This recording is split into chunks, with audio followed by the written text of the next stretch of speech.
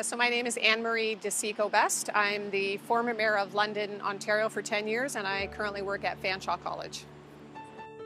So that's a really interesting question because diversity and inclusion are two words that are synonymous with one another, and it really means that, to me, everybody has an opportunity, that there are people that can come from all walks of life, can come from really different backgrounds and different beliefs and still have the opportunity to respect and deal with one another, and be able to really share that in a way that can make a difference anywhere that they might be.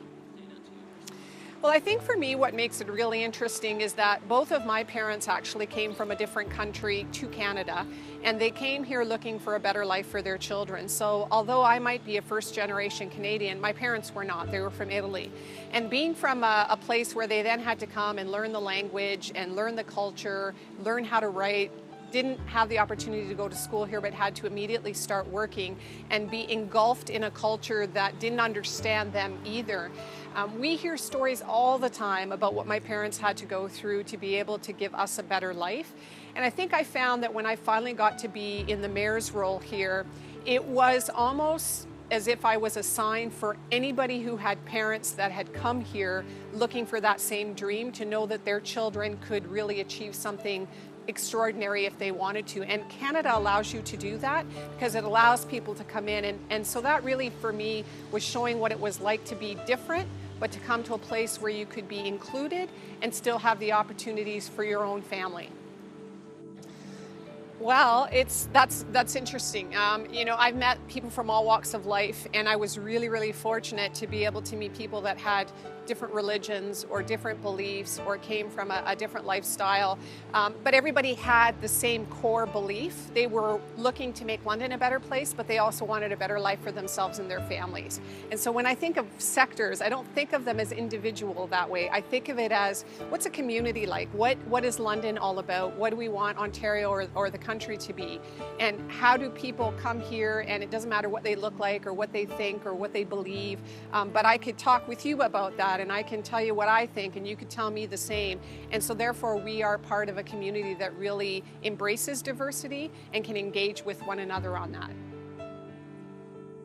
Well, I think, you know, maybe it doesn't even start at leadership. I think when people don't understand or might be frightened of something, or they're afraid of change, or they're afraid of something that they don't understand, it's really hard to embrace it because you fear it. You almost think, I don't know what they're all about, but they might look a little different, or they might have some really weird conversations about something that I don't believe with. And when you feel that way, it's really hard, even at a top level, if you don't think the grassroots level can jump in. So I think it's kind of a chicken and egg thing. I think leadership has to show that it's okay, and you don't have to be afraid, and you can jump right in. And even if you don't understand something, take the opportunity to have the dialogue. And I think once that happens more and more at every level, leadership can find it a little bit easier to kind of spread that, if I could say, in that perspective at a grassroots level. But I think from even the bottom up, people shouldn't be afraid to kind of show that they're also leaders, maybe not the way we typically think of leadership. Well, I think this is even a great opportunity itself. I think you can have those conversations in many ways, where you work, amongst your family, with your friends, in school. People can be leaders at different levels and can start having those conversations and being able to share them. Even school projects are a really good opportunity for sharing what leadership is about, but also the different aspects of that. And I think the more that we can embrace the differences, I think what you find is that there's more that is the same with all of us than there is different with all of us. And when you can embrace that kind of concept, it means you can have a really, really interesting life with different people in it, and learning from them, and what their cultures might be like, what their belief systems might be like. I just even remember food as being one of those things that brings a lot of people together. And as silly as that might seem, cultures that have different foods bringing people together, all of a sudden, even at a really basic level, you realize, you know what, we're probably more the same than we are different. And if you can even use simple things, and then the bigger conversation has to happen where there is more perhaps controversy or more difficulty, then I think it makes it easier.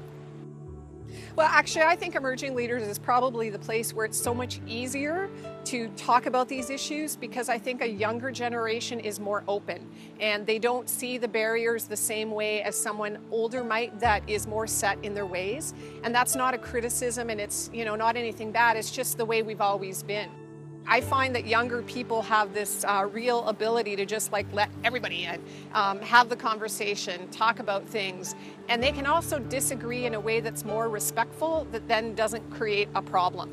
And that's what you really need if you want to really be able to overcome these issues, is to not feel that you can't be respectful in the dialogue, even if you don't agree. And you might have a really, really bad disagreement about something, but you need to be able to shake hands and walk away from the table and still respect the fact that someone disagrees with your point of view, and then learn from that too and share about it, and just really get people to try to understand what your perspective is and why you're coming from. You may not always agree, and it's okay to disagree. Respect, I think, is the key in all of that.